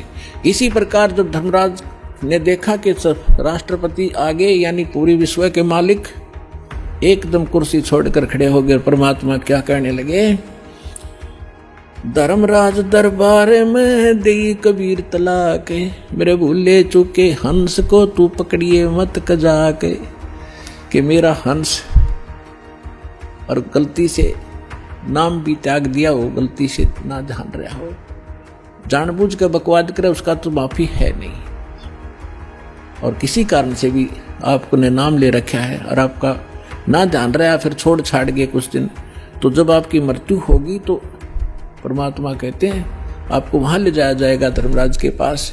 तो क्या कहते हैं, आपने जो 2-4 साल भक्ति कर ली, 2-4 वर्ष संतदास के यथार्थ नाम की, तो इन सभी मंत्रों का जो जाप आप कर रहे हो शरीर के अंदर, ब्रह्मा जी, विष्णु जी, शिव जी, गणेश जी, दुर्गा जी का, इनकी बहुत सी भक्ति संग्रहित हो जाती है, क्योंकि ये बहुत गजब का मंत्र है। इसके आधार से फिर आपको कोई किसी को विष्णु जी के लोक में कुछ दिन जाना पड़ेगा, वहां पर पुण्य खत्म करोगे, फिर वहां से पुण्य खत्म होते ही आपको ब्रह्मा जी के लोक में भेज देंगे, वहां देवता बन करोगे, फिर विष्णु जी के लोक में, फिर शिव जी के लोक में, अपनी सारी पूंजी नाश करके और फिर नरक लोक में। अब परमात्मा कहते हैं, तो वहां जब धर्मदास जी को परमात्मा धर्मराज के दरबार में धमका रहे थे कि मेरे भूले चूके हंस को भी तो पकड़िए मत कजाक, खबरदार मेरे हंस को तूने, जिसने न्यू कह दिया कि मैं कबीर साहब का उपदेश ले रखा था, और आपको पता ही होगा वो कौन सा नाम जाप कर रहा है, उसकी भक्ति से पता लग जाएगा, तो उसको पकड़ना नहीं। फिर क्या कहता धर्मराज, क्या कहते हैं, बोले पुरुष कबीर से धर्मराय कर जोड़े, तुमरे हंस को पकड़ू नहीं मन 2 लाख करोड़े। मैं बोला जी आपके हंस न मैं नहीं पकड़ सकता, मैंने दोहाई है, लाख करोड़ दवाई। फिर क्या बताता, अपनी व्यवस्था, अपनी मजबूरी बता रहा है कि यहाँ का विधान है, जैसा कर्म जिसने किया है वो भोगना पड़ेगा। अब मेरे वो कागजों में होगा, तो यहाँ तो परमात्मा इस लिखत का हिसाब चलता है, जैसने जैसा कर्म किया वो भोगना पड़ेगा। आपकी शरण माने से पहले उस प्राणी ने जो आपसे बिछुड़ गया, उसके पाप भी होंगे, पुण्य भी होंगे, तो मुझे तो दोनों का ही दंड देना पड़ेगा। तो परमात्मा क्या कहते हैं, धर्मधारी जारी नरा और भांग तमाकू खाही, यानी पहले कितनी गलती कर रखी है इसने, मद आहारी शराब पीने वाले, यानी और भी बहुत सी गलतियां जो कर दी हों, तमाकू भांग खाते हों, और परदारा पर घर तकें, दूसरे की पत्नी में पूरी नीयत रखते हैं, दूसरे के घर को तकते हैं, यानी चोरी दाव लगाते हैं, उनको पकड़ूं के नहीं। आपकी शरण माने से पहले जिन्होंने जो गलतियां ये कर रखी हैं दाता, उनको पकड़ूं के नहीं। मदहारी जारी नरा जो भांग तमाकू खाही, परदारा पर घर तकें जिनको लो अकनाही। धर्मराय विनती करे सुनियो पुरुष कबीर, हे भगवान कबीर सुनियो, जिनको तो पकड़ने पड़ेंगे और जड़नी पड़े जंजीर। अब परमात्मा क्या कहते हैं, कर्मों से तीरथ हैं अब हैं जो शरण कबीर, जिनको निश्चय मारे हूं और काटो बल तकसीर। यानी परमात्मा क्या कहते हैं, पहले किए सो बकस हूं आगे करे ना कोई, गरीबदास कबीर कहे धर्मराय सो नाम रटे मम सोई। ये करम वरम ब्रह्मंड के मैं पल में करहूं नेश, जिन हमरी दो ही दई सो करो हमारे पेश। अपने आत्माओं अध्यात्म ज्ञान का तभी छींट भी नहीं थी अपने पास। इस जैसे आप देखते हो प्रत्येक देश में, प्रत्येक देश का एक राजदूत भवन होता है, ऐसे ही परमात्मा ने प्रत्येक ब्रह्मांड में अपना एक राजदूत भवन बना रखा है। और जो यहाँ ऐसा कहता है कि मैं तो ऐसे ऐसे भगवान कबीर साहब का भक्त हूँ और आप मेरा निर्णय, मेरा कोई अकाउंट नहीं कर सकते, तो परमात्मा कहते हैं कर्म भ्रम ब्रह्मंड के मैं पल में कर हूँ नेस, 1 मिनट में नष्ट कर दूंगा तेरे, तूने ये बकवास जो इस जीव से करवा रखी है, तूने करवाए सारे उल्टे कर्म इससे, अज्ञान भर के इसके अंदर।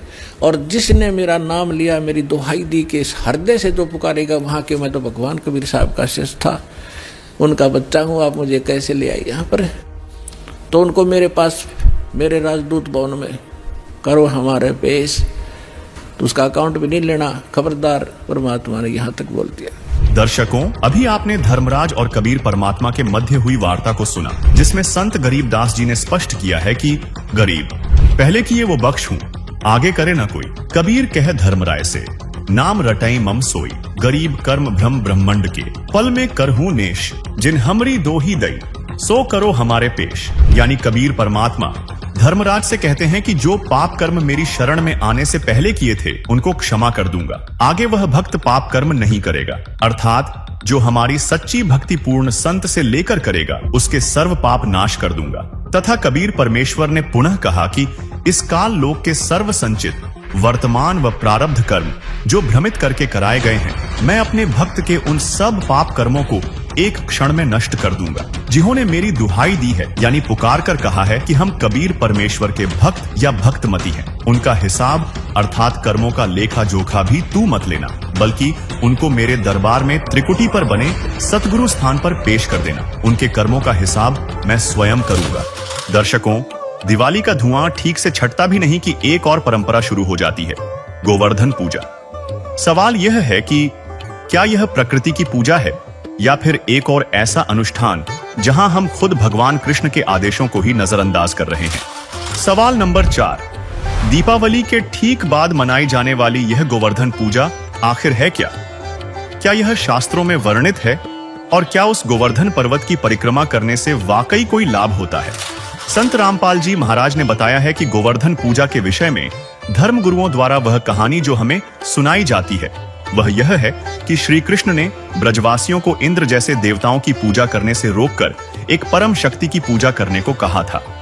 जब बौखलाए इंद्र ने बारिश से सब कुछ डुबोना चाहा, तो कृष्ण ने अपनी उंगली पर गोवर्धन पर्वत उठाकर सबकी रक्षा की। संदेश साफ था, बिचौलियों और छोटे मोटे देवताओं को पूजना बंद करो।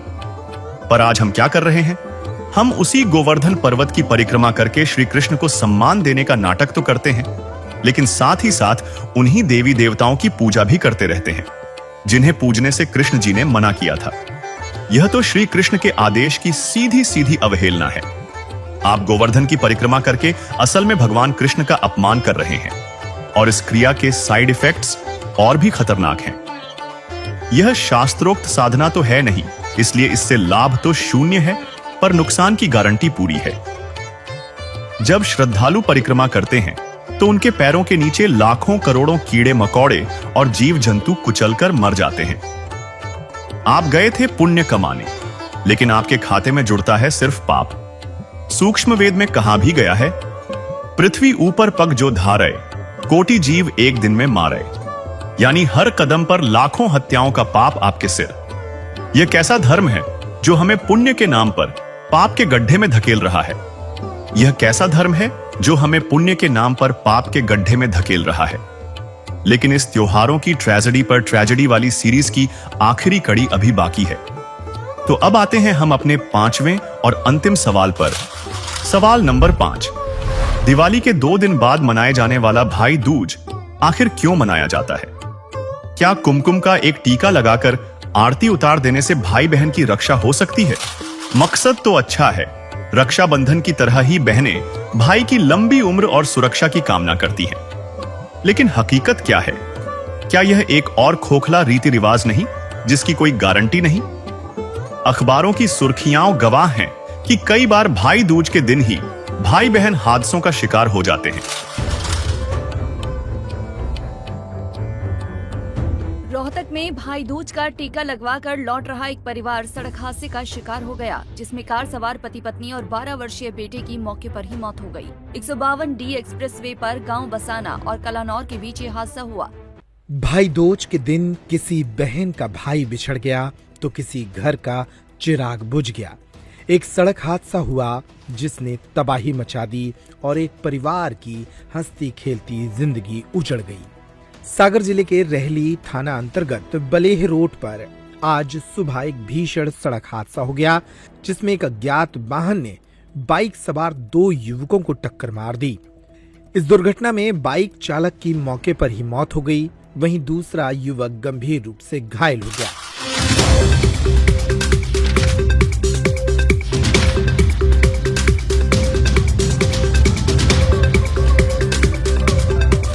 तो यह कैसा सेफ्टी मेजर है जो काम ही नहीं करता? और इसका जवाब भी वहीं मिलता है जहां बाकी सवालों के जवाब मिले थे, हमारे ही धर्म ग्रंथों के उस हिस्से में जिसे जानबूझकर नजरअंदाज किया जाता है। संत रामपाल जी महाराज ने अपने सत्संगों में बताया है कि ऋग्वेद मंडल 9 सूक्त 20 मंत्र 1 में साफ लिखा है कि असली रक्षक जो अविनाशी है और सबका पालनहार है, वह कबीरदेव यानी कबीर परमेश्वर है। तो दर्शकों, संत रामपाल जी महाराज द्वारा किए गए इस पूरे विश्लेषण से तस्वीर साफ होती है कि जिस दिवाली को हमने श्री राम की वापसी का जश्न समझा, वह असल में माता सीता के अपमान के बाद अयोध्या वासियों ने खुद ही बंद कर दी थी। आज हम सिर्फ एक मरी हुई परंपरा का बोझ ढो रहे हैं, जिसे प्रदूषण और हादसों का जंग लग चुका है। जिस गोवर्धन पूजा को हमने कृष्ण भक्ति समझा, वह असल में कृष्ण जी के ही आदेशों का खुला अपमान है, जहां हम पुण्य कमाने के चक्कर में लाखों जीवों की हत्या का पाप अपने सिर ले रहे हैं। और जिस भाई दूज को हमने रक्षा का कवच समझा, वह एक ऐसी परंपरा है जिसकी अपनी कोई गारंटी नहीं। यह सब शास्त्र विरुद्ध एक मनमाना आचरण है। इन त्योहारों को मनाने से न तो वह सुख समृद्धि मिल सकती है जिसका हमें लालच दिया जाता है, और न ही हमारी रक्षा हो सकती है। असली रक्षक, असली पाप नाशक और कर्म के बंधनों से छुड़ाने वाला बंदी छोड़ कोई और है। वह है कबीर परमेश्वर, जो हमें सिर्फ सुख समृद्धि नहीं बल्कि पूर्ण मोक्ष भी प्रदान कर सकता है। और अगर आपको इन त्योहारों के जाल से निकलकर उस असली शक्ति की यथार्थ भक्ति जाननी है, तो उसकी जानकारी के लिए आप संत रामपाल जी महाराज YouTube चैनल पर संत रामपाल जी महाराज के सत्संग देख सकते हैं। अब आपको कुछ भक्तों के अनुभव दिखाते हैं, परमात्मा कबीर परमेश्वर की शरण माने के बाद उनको कैसे सुख मिले। पहले वो कितने कष्ट से जीवन जी रहे थे और परमात्मा ने आज उनको हाथों पर रख लिया। समर्थ का शरणा गहो रंग होरी हो और कभू ना हो काज राम रंग होरी। दर्शकों, टेंशन और डिप्रेशन ऐसी समस्याएं हैं जो आजकल हर वर्ग के लोगों को अपना शिकार बनाती जा रही हैं। इनसे छुटकारा पाने और शांति का अनुभव प्राप्त करने के लिए लोग विभिन्न तरीके अपनाते हैं, लेकिन वास्तविक सुख शांति से अभी भी कोसों दूर है। आज हम आपको एक ऐसी ही शख्सियत की आपबीती से रूबरू करवाने जा रहे हैं जो इन सभी परेशानियों से बाहर उभर कर आ चुकी हैं। ये है अलीगढ़, उत्तर प्रदेश की खुशबू जी, जो डिप्रेशन के जाल में बुरी तरह फंसी हुई थी। हालात इतने खराब हो चुके थे कि इन्हें खुद की भी सुध नहीं रहती थी और इनके परिवार पर भी दुखों का पहाड़ टूटा हुआ था। लेकिन फिर अचानक 2013 में खुशबू जी को एक ऐसा शांतिदायक मार्ग मिला, जिसे अपनाने के बाद इन्होंने डिप्रेशन जैसी समस्या से पूरी तरह छुटकारा पा लिया है। आपको बता दें, खुशबू जी को यह शांति स्वरूप परमेश्वर कबीर साहिब जी की शरण में मिली। जिसे वर्तमान समय में संत रामपाल जी महाराज जी बता रहे हैं। उनसे नाम उपदेश लेने के बाद खुशबू जी के साथ और भी अनेकों चमत्कार हुए हैं, जिससे आज वह एक शांतिपूर्ण जीवन व्यतीत कर रही है। आइए अब सुनते हैं खुशबू जी की यह प्रेरक कहानी, उनकी अपनी जुबानी। नमस्कार जी। सत साहिब। क्या नाम है जी आपका? खुशबू सिंह। खुशबू जी आप कहाँ से हैं? यूपी अलीगढ़ उत्तर प्रदेश से जी। संत रामपाल जी महाराज से नाम दीक्षा आपने कब ली? 2013 में। संत रामपाल जी महाराज से नाम दीक्षा लेने से पहले क्या आप कोई भक्ति साधना भी करती थी? हाँ जी, हमने गुरमित राम रहीम से नाम ले रखा था और उन्हीं की भक्ति करते थे, और बाकी जितने सब भी देवी देवता हैं उनकी भी भक्ति हम करते थे। लेकिन वहाँ जाने के बाद हमें कोई लाभ नहीं था। वहाँ पे भक्ति करते करते भी मतलब मैं डिप्रेशन में चली गई। हमारी गृह कलेश भी होती थी। मेरे पापा जो हैं वो नशा करते थे और घर में काफ़ी ही दिक्कतें हुई थी। तो फिर आप संत रामपाल जी महाराज की शरण में कैसे आईं? संत रामपाल जी महाराज की शरण में हम लोग ऐसे आए कि जब हमारे घर में मेरे बड़े भाई की शादी हुई थी तो हमारे घर में झगड़ा होने लगा था। हाँ, तो बहुत सारे झगड़े होते थे। जो मेरी भैया की जो वाइफ थी वो मतलब टोने टोटके वाली थी, आए दिन मतलब कुछ ना कुछ मिलाती रहती थी, और मतलब भाई और भाभी में दोनों में झगड़ा होता था काफ़ी। तो मैं डिप्रेशन में चली गई और मुझे ये डर था कि मेरे भाई को अब ये मार देगी, और मतलब कुछ आए दिन कुछ ना कुछ खिलाती हैं कि मैं अपने सिर को ना ऐसे मारती थी दीवारों में, बेडों में, इतने खतरनाक तरीके से कि शायद अगर मैं नॉर्मल अभी मारूं तो मेरा सर फट जाएगा। और मतलब बहुत ही ज़्यादा इतनी परेशान हो गई थी मैं कि बस मुझे कोई भी जगह मिलती थी ना तो बस मैं अपना सर मारा करती थी और बिल्कुल बेहोश हो जाती थी। कोई नहीं, फिर उसके बाद हमने मतलब एक आध दो तांत्रिकों पे दिखाया, किसी ने बताया कि आप वहाँ पे दिखा लो, तो सब ने बोला कि इस पे किया हुआ है और मतलब तुम्हारे घर में बहुत जादू मंत्र चला हुआ है। तो कोई नहीं, मम्मी ने हर जगह दिखाया, हमें कोई भी लाभ नहीं हुआ था। उसके बाद फिर हम लोग आगरा गए। मुझे आगरा केसी गुरनानी डॉक्टर हैं, वहाँ पे दिखाया, वहाँ मेरा टेस्ट कराया। तो उसने बोला कि इसके दिमाग में टेंशन है और कुछ भी नहीं है। तो उसने बोला कि ये दवा है ऐसे ऐसे, और इसको खा के अगर आराम मिल जाएगा तो इसे आराम मिल जाएगा, नहीं तो फिर उसके बाद तुम दोबारा इसको लेके आओ। तो मुझे वहाँ पे ले गए डॉक्टर पे। डॉक्टर के लाने के बाद उसी रास्ते से फिर हम मतलब जो मेहंदीपुर बालाजी हैं वहाँ पे मतलब मेरी मम्मी, मेरे भाई और मेरे भाई के कुछ दोस्त थे, वो वहाँ पे हम लोग गए बालाजी। वहाँ पे मतलब जो भी पूजा होती है वो सब वहाँ पे किया। मुझे वहाँ पे भी कोई लाभ नहीं था। मैं वहाँ पे भी ऐसे ही सर पटक रही थी, भाग रही थी, सबको मारती थी। जो भी रास्ते में मुझे मिलता था मैं उसको पीटती थी बुरी तरीके से। तो इस तरीके से मुझे मेरे घर वाले मतलब कभी कपड़े से बांध कर या फिर दोनों हाथ पकड़ के मुझे हर जगह ऐसे ले जाया करते थे। कोई नहीं, फिर वहाँ से आ गए। तो मेरी दीदी के ससुर संत रामपाल जी महाराज का सत्संग देखा करते थे। तो उन्होंने बोला कि अगर आप लोगों की मर्जी हो तो एक बार संत रामपाल जी महाराज ऐसे ऐसे हैं, और वो मतलब कितनी भी मतलब भयंकर से भयंकर बीमारी हो या कुछ भी गृह कलेश हो, कुछ भी हो, कितना भी कुछ भी कराया हो, वहाँ पे सब लोग ठीक हो जाते हैं। तो मेरी मम्मी ने बोला कि ठीक है, हमने हर जगह दिखा लिया, हमने हर तांत्रिक पे दिखा लिया, डॉक्टर पे दिखा लिया, सबने बस ये दवा दे देते हैं, लेकिन कोई हमें लाभ नहीं था। मुझे बस यही प्रॉब्लम थी कि मुझे एकदम मतलब बेहोशी आती थी और मैं अपना सिर पकड़ के मतलब दीवारों में, बेडों में, जो भी जगह मुझे मिलती थी मैं हर जगह मारती थी अपने सिर को। कोई बात नहीं, फिर उसके बाद मेरी मम्मी ने प्लान बना लिया कि अब मुझे कुछ नहीं सुनना, और क्या कहते हैं ऐसे तो बहुत ज़्यादा परेशानी हो जाएगी, और क्या कहते हैं हम लोग संत रामपाल जी महाराज के मतलब जाएंगे आश्रम में और वहाँ से नाम उपदेश लेंगे। तो भी हम मतलब बोल दिया था मम्मी ने, लेकिन फिर भी नहीं जा पाए। हमने बाद में बोल दिया। मेरा भाई बोला ठीक है चलेंगे, लेकिन हम लोग नहीं जा पाए। फिर उसके बाद दूसरे दिन एक मतलब चलता फिरता बाबा आया और वो बोल रहा था कि मतलब तुम्हारे बेटे को 6 महीने का दिया हुआ है और 6 महीने के अंदर अंदर ये मर जाएगा। कोई बात नहीं, ये बात मैं सुन रही थी, मुझे होश आता था, और इसी बात को सोचते सोचते मैं एकदम मतलब बहुत ज़्यादा परेशान हो गई, बहुत ज़्यादा, इतना कि मेरा दिमाग मुझे खुद नहीं मालूम कि उस टाइम पर कहाँ चला गया। कोई बात नहीं, हम नहीं गए। फिर हमने उस बाबा से पूजा कराई अपने घर में, और मतलब जो भी उसने बताया वो सब किया। भैया का कॉल आया, आपने कुछ घर में कराया है? कि हाँ कराया, कि मुझे परेशानी हो रही है बहुत ज़्यादा। तो मेरी मम्मी बोली कि अच्छा ठीक है भाई। तो मेरी मम्मी ने उनको बोला कोई भी नहीं, और ज़्यादा हम इतने गिर गए थे कि हमें सिर्फ, मैं तो उस टाइम पे ये सोचती थी कि हम तो या तो मर जाएं या फिर मतलब भगवान हमारा ये सब मतलब जो कष्ट है वो मतलब दूर कर दे। जो राम रहीम थे उनके सत्संग में जाते थे, मैंने लेटर लिखा था, मैंने कहा मेरे लेटर को कोई वहाँ तक पहुँचा दे, लेकिन कोई भी पहुँचाने वाला नहीं था। मैंने मतलब साईं बाबा को मैं ज़्यादा मानती थी, मैंने वहाँ भी प्रार्थना की, लेकिन कोई भी लाभ नहीं था। जितने भी देवता सबसे मैंने वो संकल्प किया, भगवान मतलब मेरा जो दुख है वो कैसे भी आप दूर कर दो, कुछ भी नहीं हुआ। फिर उसके बाद एक और तांत्रिक हैं, हम दूसरे दिन वहाँ पे किसने बताया तो उनके पास भी गए, उन्होंने बोला कि इसको टोने दिए गए हैं और 2 घुल चुके हैं और अभी 4 बाकी हैं। तो मुझे और टेंशन हो गई, मुझे हर जगह दिखाया, कुछ भी लाभ नहीं हुआ। उस दिन फिर मेरी मम्मी बोली कि अब हमें कहीं नहीं जाना, हमें संत रामपाल जी महाराज के आश्रम में जाना है और मुझे कुछ भी दिखाई नहीं दे रहा, मुझे पता है अब कोई भी नहीं है, अब वहीं लास्ट चांस है और वहीं पे हम जाएंगे। तो हम उसी रात को हम, मेरा भाई, मेरी मम्मी, हम निकल गए। हम लोग दिल्ली पहुंचे, मेरी दीदी सुल्तानपुरी में रहती है, तो उनके घर पे गए। फिर दूसरे दिन उनके सास ससुर हमारे साथ आश्रम में गए। वहां से संत रामपाल जी महाराज का हमने नाम उपदेश लिया।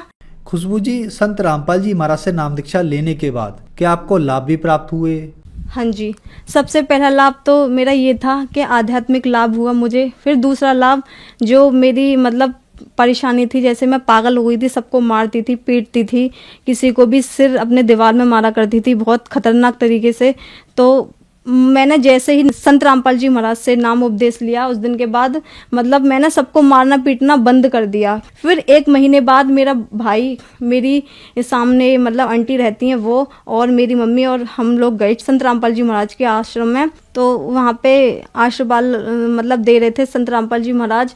तो जैसे ही संत रामपाल जी महाराज ने मेरे सिर पे हाथ रखा, तो मतलब मुझे उस टाइम पे ऐसा लगा था जैसे मेरे शरीर में से कुछ निकल के गया है, मतलब एकदम हल्का सा, और बहुत ही ज़्यादा मतलब मैं ऐसा फील कर रही थी कि अब तो मैं बिल्कुल ठीक हो गई। तो फिर जैसे मैं मतलब मेरी मम्मी मुझे देख रही थी, मैंने बोला कि मैंने तो संत रामपाल जी महाराज से आशीर्वाद ले लिया। मेरा जिस टाइम पे मैंने आशीर्वाद लिया था उस टाइम पे मेरा चेहरा मतलब टेढ़ा था। गुरुजी ने मेरे सिर पे जैसे ही हाथ रखा वैसे ही मेरा जो मतलब फेस था वो ठीक हो गया, और मुझे मतलब लगा कि हाँ अब मैं ठीक हूँ। फिर मैं अपनी मम्मी के पास गई, तो मम्मी ने बोला आशीर्वाद मिल गया? कि हाँ जी मिल गया। तो उस दिन के बाद मैं आज तक ठीक हूँ संत रामपाल जी महाराज की दया से। संत रामपाल जी महाराज की दया से फिर मुझे एक और लाभ हुआ कि मुझे थायराइड हुआ था। 15 दिन तक मेरी दवा चली, मुझे कोई भी आराम नहीं था, कुछ भी आराम ही नहीं हो रहा था। मैं दवा तो खा रही थी लेकिन मुझे डर था, पता नहीं क्या हो गया, मेरे को कोई आराम नहीं मिल रहा। उसके बाद 15 दिन बाद जब 16वें दिन मैं अपने चाचा के बेटे के लिए हॉस्पिटल लेके गई, मम्मी भी मेरे साथ थी, तो डॉक्टर ने बोला कि आपको एडमिट होना पड़ेगा। तो मैं डर गई, मैंने कहा एडमिट होना पड़ेगा, मेरे तो एग्जाम है, मैं एडमिट नहीं हो पाऊंगी।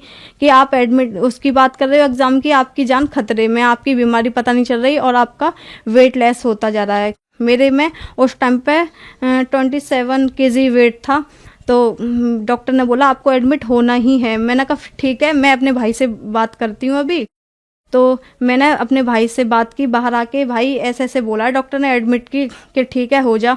मैंने मम्मी को मना कर दी, मैं एडमिट नहीं होंगी, मुझे घर ले चलो। फिर मेरे बीच वाला भाई बोला, मेरा भाई है मेरे से बड़ा है, वो बोल रहा है और सब लोग बोलते हैं तुम्हारे गुरुजी तो बड़ी बड़ी बीमारियों को ख़त्म कर देते हैं। तो उसने बोला कि प्रार्थना लगा लो। जैसे ही मैंने वो लेटर में अपनी जो भी परेशानी थी वो मैंने सब लिखी। तो जब मैं लिख रही थी तो गुरुजी से, संत रामपाल जी महाराज से मेरी ये अरदास थी, बंदी छोड़, मुझे एडमिट ना होना पड़े, आप तो बड़ी बड़ी बीमारियों को ख़त्म कर देते हो और मुझे बहुत डर लग रहा है। मैं कभी नहीं हुई, इतनी पहले भी इतने केस हुए हैं, मैं कभी डॉक्टरों के पास एडमिट नहीं रही, लेकिन अभी भी मेरे को एडमिट नहीं होना। तो मैं लिखते लिखते बस इतनी सही हो गई थी उस टाइम पे मैं कि ये हो रही थी कि मैं बैठ सकती हूँ। अब जहाँ मुझे खड़ा नहीं हुआ जा रहा था वहाँ मतलब मैं सब कुछ कर रही थी, खाना पीना भी खा लिया मैंने, वो लेटर लिखते कहते हैं। फिर और यहाँ पर गुरुजी ने मुझे दर्शन दे दिए थे कि मतलब आशीर्वाद दिया, गुरुजी सत्संग कराएं और मुझे आशीर्वाद दिया और मैं उसी टाइम पे ठीक हो गई। और अभी तक मैंने कोई थायराइड की कोई भी दवा नहीं खाई, एक टैबलेट नहीं खाई। अब मुझे कुछ भी प्रॉब्लम नहीं है थायराइड की। अब मैंने टेस्ट भी कराया, मुझे कोई बीमारी नहीं है। डॉक्टर मानने को भी तैयार नहीं हो रहा था कि मतलब तुम ठीक कैसे हुई, ऐसा क्या खाया है। मैंने कहा कुछ नहीं खाया, और मैं आपको क्या बताऊं, हमारे गुरुजी हैं ऐसे ऐसे, और उनका बस मैंने मतलब अरदास की और आज मैं ठीक हूँ गुरुजी की दया से। मेरे पापा मतलब संत रामपाल जी महाराज का मतलब नाम उपदेश लेने से पहले सभी प्रकार का नशा करते थे। जितने भी तंबाकू, सिगरेट, दारू, लड़ाई झगड़ा घर में, मांस मंदरा सब खाते थे। लेकिन जब से संत रामपाल जी महाराज का हमने नाम उपदेश लिया है और उन्होंने लिया है, आज हम संत रामपाल जी महाराज की दया से आज हम पूरी तरीके से स्वस्थ हैं। हर प्रकार से हमारी आर्थिक स्थिति इतनी खराब थी कि हम ये सोचते थे कि भगवान हम रूखी खा लें, भूखे सो जाएं, लेकिन कर्ज ना हो। हम रात और दिन यही करते थे। जैसे ही हमने संत रामपाल जी महाराज का नाम उपदेश लिया और उनकी भक्ति करी, आज हम मतलब मैं सुबह से शाम तक बोलूंगी ना तो भी मैं संत रामपाल जी महाराज के बारे में बता नहीं पाऊंगी कि उन्होंने हमें कितने लाभ दिए हैं और हम कितने खुश हैं। ये तो सिर्फ हमारे आस पड़ोस है ना, वो भी जानते हैं कि हमने संत रामपाल जी महाराज का जो नाम लिया है उसके बाद हमें कितने लाभ हैं, और हमारा खर्चा कहाँ से चल रहा है, कैसे चल रहा है, हमें कुछ नहीं पता होता। बस हम ये है कि सिर्फ खाते हैं और हमारा मतलब सही ठीक ठाक से गुजारा चल रहा है। हमारी सारी चीज़ें ठीक हैं संत रामपाल जी महाराज की दया से। और हमारे भाई का एक्सीडेंट हुआ था, वो ऑफिस से आ रहे थे तो उनका ये जो नीचे की साइड है कूल्हा, ये पूरा खराब था, उनका पैर भी टूटा था, हाथ भी। तो जब मतलब भाई का कूल्हा टूटा था तो काफ़ी टाइम तक बेड रेस्ट पे थे, तो चल नहीं पा रहे थे। डॉक्टरों ने जवाब दे दिया था कि ये मतलब इसका ऑपरेशन होगा और कूल्हा चेंज होगा और इसकी कोई भी गारंटी नहीं है कि ये चल पाएंगे।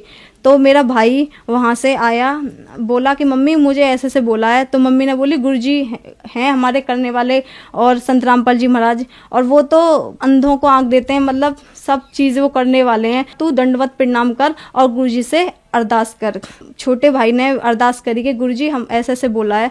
तो गुरुजी ने बोली बेटा परमात्मा दया करेंगे। उस दिन का ये दिन है, आज तक उनके 8 फ्रैक्चर थे, वो कहाँ पे कैसे ठीक हो गए बिन दवा के। उन्होंने कोई कैसी भी मेडिसिन नहीं ली, कोई भी ट्रीटमेंट नहीं कराया, कोई ऑपरेशन, बिन ऑपरेशन के बिन दवा के आज वो ठीक हैं, स्वस्थ हैं, जॉब कर रहे हैं और कोई भी उन्हें प्रॉब्लम नहीं है, ना चलने में ना वैसे। संत रामपाल जी महाराज की दया से कोई बता नहीं सकता कि उनका एक्सीडेंट भी हुआ था। खुशबू जी क्या काम करती हैं आप?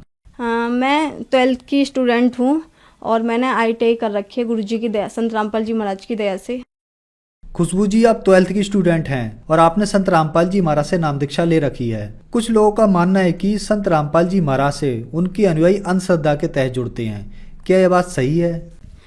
जो लोग ये बोलते हैं कि अंधश्रद्धा से जुड़ते हैं, उनके लिए मैं ये कहना चाहूँगी, आज की डेट में ना सभी एजुकेटेड हैं, तो संत रामपाल जी महाराज जो ज्ञान बताते हैं वो सभी वेदों के अकॉर्डिंग है, उसमें मतलब कोई भी अंधश्रद्धा नहीं है। अंधश्रद्धा ज्ञान तो वह होता है जो वेदों के अलावा कोई ज्ञान देता हो, जैसे अन्य गुरु देते हैं जहाँ कोई प्रमाण नहीं होता, जबकि संत रामपाल जी महाराज तो पूरा प्रमाण सहित बताते हैं कि हमारा पूर्ण परमात्मा मतलब सहशरीर है, ठीक है। और बाकी अन्य गुरु किसी ने भी आज तक यह नहीं बताया कि परमात्मा साकार है। जो श्रद्धालु आज आपको टीवी पर देख रहे हैं, आप उन्हें क्या संदेश देना चाहेंगी? मैं संदेश तो नहीं दे सकती, लेकिन उनसे हाथ जोड़ के प्रार्थना जरूर है कि संत रामपाल जी महाराज पे मतलब बोलने से पहले कि वो सभी गुरुओं की बुराइयां करते हैं या फिर भक्ति छुड़वाते हैं, एक बार, केवल एक बार मेरे भाई बहन जितने भी हैं ना, वो सिर्फ एक संत रामपाल जी महाराज का एक बार सत्संग तो सुने, देखें तो सही, समझे तो सही, जो संत रामपाल जी महाराज जो ज्ञान बता रहे हैं वो कैसा है, किस आधार पर है, ठीक है, सही है या गलत है, उसके बाद ही बोलें। उससे पहले ये ना बोलें कि संत रामपाल जी महाराज का ज्ञान जो है बेकार है या फिर ऐसा है या प्रमाणित नहीं है। जितने भी मतलब गुरु है ना, उन्होंने आज तक हमारे वेदों का रहस्य नहीं बताया, वो सिर्फ संत रामपाल जी महाराज ने बताया है। इसलिए मेरे सभी भाई बहनों से हाथ जोड़ के विनती है कि एक बार, केवल एक बार संत रामपाल जी महाराज का सत्संग देखें और समझें। खुशबू जी अब आखिरी सवाल आपसे, संत रामपाल जी महाराज से नाम दीक्षा कैसे ली जा सकती है? संत रामपाल जी महाराज से नाम उपदेश लेने के लिए शाम को टीवी पर सत्संग आता है, उसमें पीली पट्टी नीचे दी जाती है, उसमें नंबर दिए जाते हैं और जहाँ भी आप रहते हो उसी के अकॉर्डिंग आपको मतलब बता दिया जाएगा। हर जिले में मतलब संत रामपाल जी महाराज का मतलब सेंटर खुला है, नामदन खुले हुए हैं, वहाँ से आप मतलब नंबर लेकर और बात करके फ़ोन पे पूछ सकते हो कहाँ पे कैसे लेना है, तो आपको वहाँ मिल जाएगा नाम उपदेश। धन्यवाद जी। सच्चाई। तो पुण्यात्माओं, आपका कर्तव्य बनता है, कहते हैं आप तेरे जगतार ही, आपका तो कल्याण निश्चित है यदि मर्यादा में रहोगे और भक्ति करते रहोगे, आपका और आपके परिवार का तो कल्याण निश्चित है। लेकिन आपका ये भी कर्तव्य बनता है, फर्ज बना है, भूले न राह बतावे, जिसको ज्ञान नहीं है, भटक रहे हैं, उनको कोशिश करें समझाने की, लेकिन प्यार से। किसी को आप समझाने की चेष्टा करोगे, उसको एक बार तो कड़वा लगेगा। आपको भी ऐसा ही महसूस हुआ होगा प्रारंभ में, हमें भी ऐसा ही लगा था। जैसे गोरखनाथ जी को परमात्मा ने कहा था, गोरखनाथ मैं सबका गुरुआ, मैं सबका गुरु हूं पूरे विश्व का। तो गोरखनाथ जी कह रहे थे, आपका तुमरा वचन मोह लाग गए कड़ुआ। आप जो कह रहे हो ना अपने आप को, मैं सबका मार्गदर्शक हूं, गुरु हूं, ये बात मुझे अच्छी नहीं लगती, कड़वी लगती है, बुरी लगती है। तब परमेश्वर ने कहा था कि कड़वा लगे सो मीठा होई, हमरी बात पतीजा जोई। हमारी बात पर विश्वास करोगे तो आज जो आपको कड़वा लग रहा है एक दिन मीठा होगा। तो पुण्यात्माओं, आपका कर्तव्य बनता है इस परमेश्वर के सच्चे ज्ञान को अपने भाई बहनों पूरे विश्व के सभी हम एक वहां तक पहुंचाओ, जन जन तक पहुंचाओ। हम सभी एक परमात्मा के बच्चे हैं। हम अपनी अनजानपने में भिन्न भिन्न हो गए, गलत गुरुओं ने हमें बांट दिया, तो हम फिर एक हो सकते हैं।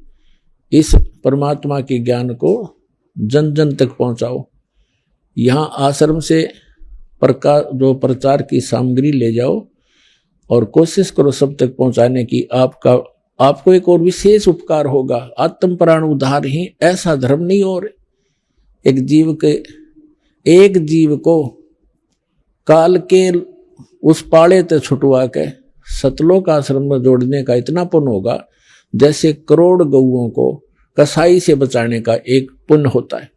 तो आपको इतना पुण्य होगा, आप भी प्रचार करो और प्यार से करो, किसी का संघर्ष नहीं करे। कोई आपको बुरा भी बोला, आपका भाई बहन समझ गए कि इसको पता नहीं है, तो उसके साथ विरोध नहीं करे, आगे चल पड़े। जिसको सुहा उसको ज्ञान समझावे और यहाँ से पुस्तकें लेकर वो बांटो और सबका कल्याण कराओ। बोलो सतगुरुदेव की जय।